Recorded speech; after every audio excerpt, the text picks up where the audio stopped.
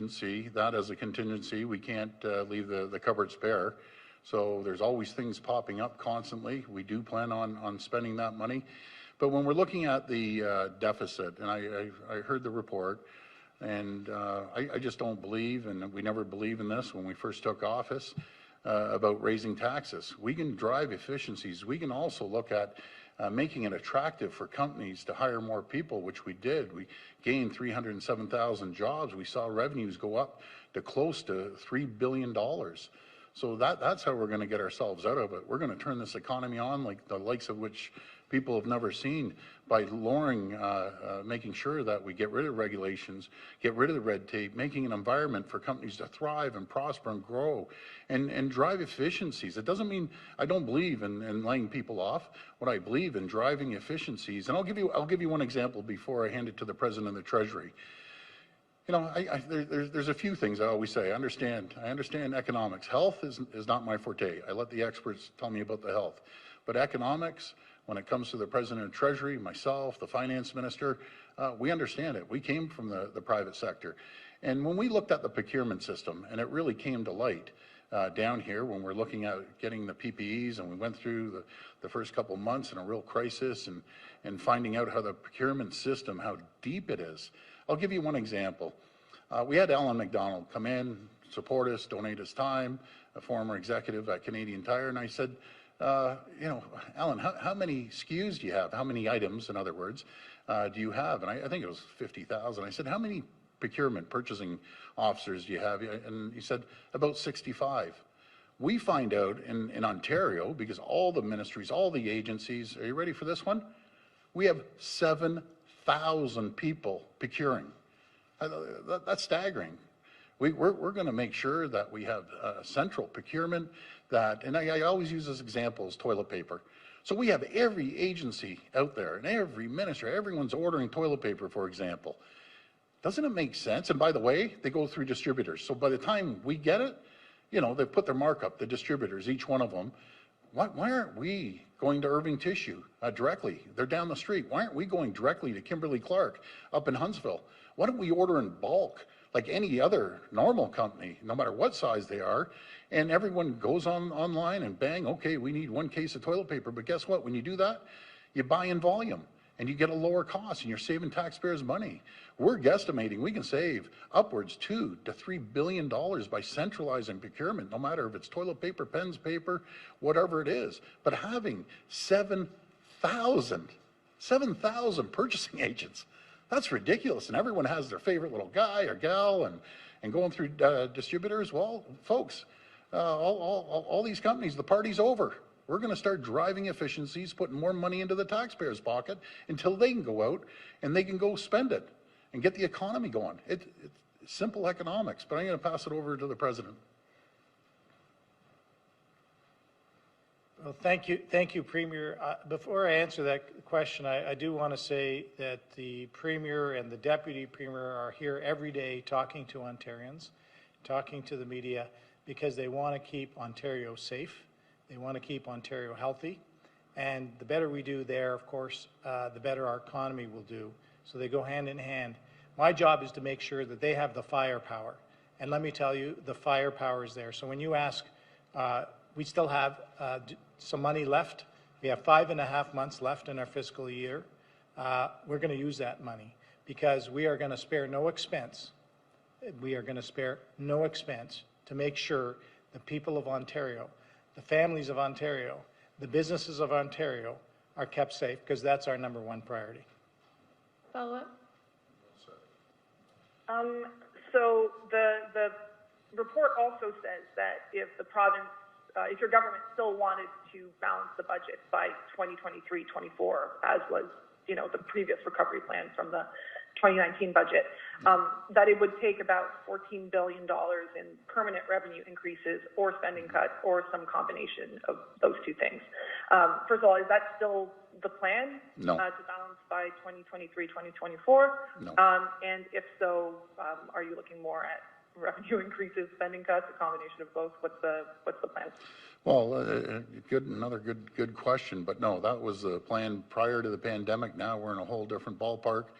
And we're gonna do it over a number of years and be thoughtful about it, responsible, and make sure, as Peter was saying, that we're going to make sure the number one priority is to get companies back on their feet, get families back on their feet, securing more jobs as we did prior to that. I know we had the numbers, job numbers go up, but this is like a roller coaster. We're still about 340,000 roughly behind before we were with the pandemic, but we're going to go back at it, and I'll pass it back to the President of the Treasury. Yes, thank you again for that question. So we're not going to be balancing the pre-COVID numbers. I think that's just the reality. And again, along with the Minister of Finance and myself and the whole team, we're going to make sure that we take first and foremost the safety and health of all Ontarians into account. Now, we have to file a budget by November 15th, so we're hard at work at that, and we'll obviously have more to say. But there should be no question in the people's minds in Ontario that the Premier and the Deputy Premier and the whole team and all of caucus are working 24/7 and have been since COVID broke out to make sure that we provide the supports fiscally to make people safe, families safe, as I said, and the businesses, because they all go hand in hand. There will be a time to look at the books in more detail, but now is not that time. And we'll make sure that we spend the money in the most efficient way. And as the Premier said, there are other ways to spend money smartly. The COVID Alert app was a great example of something that was basically developed by the Ontario Digital Service, so that's in my ministry now, along with Shopify and BlackBerry, who provided resources for free. And we handed that over to the federal government. And by the way, we got some of the code from Alberta. So a real partnership, provincially, federally, provincially, in a smart way with not a lot of taxpayer expense to make sure people are safe. And we're going to continue to do that. Next question. The next question comes from Lorenda Redikoff at CBC News. Please go ahead. Hi, Lorenda. Hi there, Premier. How you doing? Good. This first question is on the modified stage 2 closures. We've been finding frustration and also confusion. In one case, a martial arts studio is remaining open. It says it's not a gym, but that it's a private sports club, and so can stay open. Then Gymnastics Ontario says under the rules, its competitive teams can still train. And then there are dance studios who say they're being unfairly lumped in together with gyms and so aren't allowed to open, while things like kids hockey can continue. So what's your response to these organizations? And also maybe there's some clarification on what is allowed. Before I pass it over to the Minister of Health, you know, some of these areas, be it karate one-on-one or dance. I'm a big supporter of these dance companies and training facilities, that they have some really young athletes. They're following protocol, they're wearing masks, they're practicing social distancing, they're doing everything. So I can't disagree. There's a lot of things I can tell you. I don't always agree, but I have to listen to the health and the science, epidemiologists, and the rest of the team. You don't think it frustrates me, but I can tell all the dance studios, I'm onto it. I will ask, I will drill down for you, because I think it's important. I'm a big fan of these organizations, and I'll do everything I can, but at the end of the day, I still have to listen to the docs, but there has to be a balance here. You know, it's critical. I can't emphasize this enough to our health team. I can't emphasize it enough to our 34 chief medical officers. When these decisions come down, you're all incredible medical minds. We have some of the best in the country. But you got to weigh the economy. You got to weigh people's livelihoods. You got to weigh mental health, because a lot of people are on edge right now, and I feel it out there. I talk to people. I'm talking on the phone all day, all night, talking to people out there. So we got to have that balance. So to all the folks in the dance studios, I'm going to address it, and we'll be able to get back to you on that. And I'll pass it over to the Minister of Health. Well, having to move Peel, Ottawa, and Toronto into a modified stage 2 level was a very, very difficult decision, because as the Premier indicated, we know how difficult this is for many business owners, for many families to have to deal with this. But We do have to listen to what the Chief Medical Officer of Health, the Health Measures Table, all of the advisors, and it's not just a few people.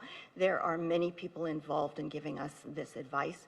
We have to make decisions based on scientific and clinical evidence, which we did do. Now, from time to time, there may be some areas where there is further clarification that's necessary. The Premier indicated that he's looking into the dance studio issue, but for anyone else that has any concerns about whether their enterprise is caught up in these restrictions, they are always available to speak to their medical officer of health in their area, or to certainly direct it to the Ministry of Health, and we're happy to give them further information and help in that respect. Follow-up? Thanks so much for that. And this one is from my colleagues in Ottawa. What do you see that's happening in that city that we have such a higher rate of infection than here in Toronto? And do you believe that the number of people getting tested could be playing a role there? Yeah, I'll pass it back to the Minister of Health, but again, as I mentioned yesterday, 70 to 100,000 people, and that's higher than Toronto. I think Toronto was 57. So that's concerning when you're the highest in the entire province. So I'll pass it over to the Minister of Health. There are a number of different issues that relate to the increase in the Ottawa area. For some of them, it's related to bars, restaurants, and so on. For others, it may be gyms. For others, it may just be sociable activities, children's birthday parties, and so on, which are asking people, please do not have anything larger than 10 people inside, 25 people outside, but really, if you can, just get together with your own household, because we are very concerned about the transmission in the Ottawa area. We're seeing it move into some of our long-term care homes. We're also seeing it increasing hospitalizations as well, and that has a direct effect on people's lives and in ways that people might not realize. So, for example, we're saying to young people, particularly, please don't go out and get into large groups, don't get together for parties and so on, because that might mean somebody will catch COVID and they'll end up in hospital. But what that also means is if, for example, if you're a young person and your mother has to go into hospital because she has breast cancer and she has to have a cancer surgery, that might mean that that hospital might be too crowded and your mother's surgery might get canceled. So this has a real impact on everyone's lives. So it's for that reason we really ask everybody to please continue to follow the public health measures. Next question. The next question comes from Melissa Candelaria at Your TV Halton. Please go ahead. Hi, Melissa. Hi, Premier. How are you? I'm doing okay. I guess my question is regarding just back to the stage 2 process. There's been a lot of regional crossover, people who have been coming to our region in Halton from the hotspot areas like Peel to go to our local gyms or restaurants and what have you. So I guess my question is really how effective is closing or diverting certain areas, hotspots, back to stage 2 when these people from these areas are coming into smaller regions and those that don't have a high report of COVID-19 cases? Yeah, I've heard the same thing, and large fitness places as well, that they're traveling from the hotspots into other regions to go work out. Folks, I just got to ask you, try to work out at home.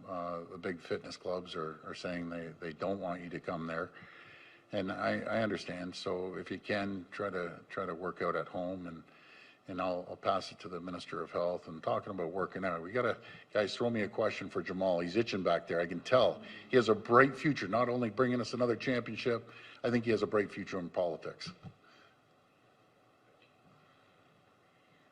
Well, we certainly do recognize that when you make a movement with one particular area, such as we did with Toronto, Peel, and Ottawa, moving them into modified stage 2, that there may be people that will move from their areas to other lower risk areas, and that can cause community transmission there as well. So we're watching every part of the province on a daily basis to understand how many new cases are arising in each particular area. We'll take action if we need to, but as the Premier indicated, to please stay within your own region. Please work out at home. Please obey the rules and regulations affecting your home region so that we don't end up with problems in other regions in Ontario. What we really want to do is bend this curve, get these numbers back down again. And if we have people traveling around outside of their own home area to get some of these services, that's going to only add to our numbers and add to the problem. So please stay where you are, work out at home if you're able to, and stay within your own region. Follow-up? Yes, but further to that, though, if in fact, people continue to not listen and do this, is there potential that the government will have to put more regions into a similar stage to offset those that continue to break the rules? Yeah, if the spread continues and it goes into other regions, yes, the answer is yes. But again, we can't police 14.5 million people. Everyone's pitched in, everyone's helped out, everyone's followed, for the most part, the guidelines and protocols. So that's all we're asking. Please, just follow the guidelines, and everyone should be better off at the end of the day. Last question. The last question comes from Tina Yazdani at City News. Please go ahead. Hi, Tina. Hi there. I actually wanted to ask about York Region, which is seeing some pretty high numbers the past few days, even surpassing Ottawa. And I was wondering why that region hasn't been moved to a modified stage 2 yet. Well, we'll be sitting down again with a health table, and we have a meeting, the minister and I, after this. But yeah, York's teetering right now. Sorry, and they've been teetering for a little while. And so we just got to be careful. So we're keeping a very close eye on York right now. It's concerning. Follow-up? And this probably is for the health minister. I'm wondering why our testing numbers are down again this week. We were hovering between 40 and 50,000 just last week, and now we're back down to 30 to 40,000. And what is the next step to try and hit that 50,000 a day target? Well, I'm sure we will get those numbers up again, but I would suggest that because last weekend was a long weekend and people had other plans because it was Thanksgiving weekend, that was a reason why the numbers dipped. But I'm sure that the numbers will be back up close to 50,000 again within the very next few days. Thank you. Thank you, everyone. Thank you. And thank you.